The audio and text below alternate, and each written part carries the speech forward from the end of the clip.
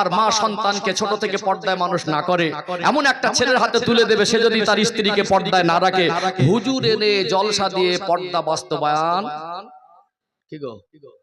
আপনি যদি সন্তানকে নামাজে শেখানোর দায়িত্ব না নেন, নামাজ হিসাবে করে না তোলেন, নামাজি তার জীবনে হওয়ার জন্য আপনার হকগুলো আদায় না করেন, পৃথিবীতে সবথেকে বড় বক্তা এনে 2 ঘন্টা ওয়াজ করে নামাজি করে দিয়ে যেতে পারবে না। কেটে গেছে এক জায়গায় আর মলম লাগাচ্ছি আর এক জায়গায়, বলে হুজুর আপনি কুঁচে দেন। হুজুর কুঁচে দিয়ে হবে কি? রোগ তো অন্য জায়গায়, রোগ তো অন্য জায়গায়। এই জন্য আমাদের দায়িত্ববান হইতে হবে। আমি আপনাদের কষ্ট দেওয়ার জন্য একটা কথা বলি না, আঘাত দেওয়া আমার যারা উদ্দেশ্য নয়।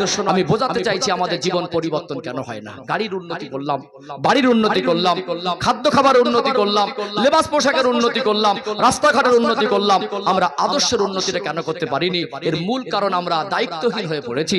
আমরা দায়িত্ববোধটুকু যখন বুঝবো, দায়িত্ব পালন করব, আমরা প্রত্যেকটা গার্জেন যদি একটা সন্তানকে সুসন্তান আদর্শবান সন্তান হিসাবে সমাজে তৈরি করে রেখে যেতে পারি, এই সমাজের স্বচ্ছতা তৈরি হবে ইনশাআল্লাহ। আর বাবা মা যদি দায়িত্বহীন হয়, বাবা মা যদি মাথা মোটার মতো হয়, যা ইচ্ছা তাই করবে, ছেলেকে পোশাক কিনে দিচ্ছে, মেয়েকে কিনে দিচ্ছে, কিন্তু আদর্শের পোশাক দেয় না।